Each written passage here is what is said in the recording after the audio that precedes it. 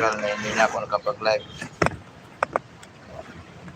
Sa daming trabaho mga kamaster. Una, shout out doon sa mga kasamahan ko mula Luzon, Visayas, Mindanao. Yung mga kasamahan ko mga magsasaka sa Agusan. Kapatid ko si Manong Didjo Huban, Kulang Lupa, Agusan del Sur. Ito naman sa Dumoy, Torel, si Inculito. Shout out kay Natalina, kay Diling, at kay G. Huban, shout out. Sa Agusan, kay Balin Uban Romero dyan sa Taglubog. Basa Trento, Agusan del Sur, saka yung bayaw ko, si Bayaw Tani Romero. Shout out sa Barangay Kapitan dyan sa Barangay Basa. Shout out din pala nung Sunday, nakita kami ng mayor sa Tibalog, sa loob ng simbahan. Shout out Mayor Angkol Jessica, sama niya yung may bahay niya. Nagkausap kami saglit.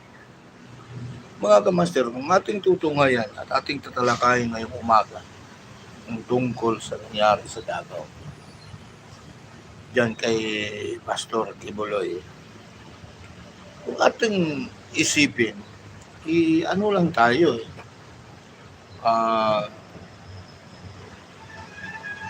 mababang mamamayan. So dahil mababang mamamayan lang tayo, hanggang manood lang tayo, makiramdam. Manood, makiramdam, tingin, hindi naman tayo pwedeng makikialam. Hindi naman tayo pwedeng makikialam dyan. Sa totoo lang, oo, nagbabayad tayo ng buwis. Nasa Davao tayo nakatira. Pero,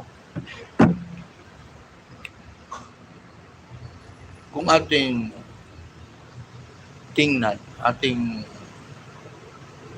pagnilay-nilayan, yung magsasaka ata hindi pwede makikialam sa mangingisda. Kung hindi, hanggang ano na lang tayo,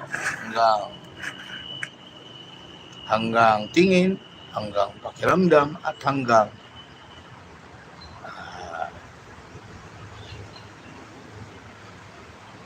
wala. Kasi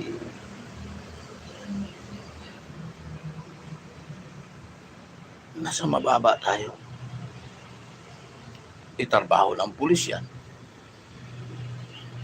At kung ano man yung binigay ng hukuman, i-implementa rin ng pulis. Kung ano man yung ginagawa ng violation ng pulis, wala na tayong alam doon. Wala na tayo. At mayroon naman tayong batas na umuusig doon sa mga nagkakasala. So kung ating tunghayan yan, wala na, hanggang ano na lang tayo. Hanggang panunood, hanggang pagiginig, muni na lang tayo. Hindi, maririnig mo sa Facebook ng mga taga-Davao, mga duwag, sa gano'n. Hindi mo masasabi yun na duwag ang taga-Davao. Kasi may batas tayo eh. Yung batas ang natin. Mahirap pag hindi mo sundin yung batas.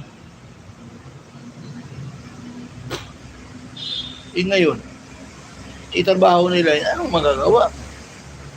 Papasukin mo, hindi na lang makapasok yung mga sasakyan, hindi na nga makadaan. Magsabi, duwag yung taga-Davao, nagbabayag yan ng buwis, sila lang yung pulis, so hanggang salita ka lang din. Huwag mo namang anuin yung taga-Davao. Sa mga nakakaunawa, maganda. Yung hindi nakakaunawa, wala rin tayo, kasi may kanya-kanya tayong paninindigan, mga kamaster. Huwag na kasi tayo magmamang-maangan pa. Mahirap yung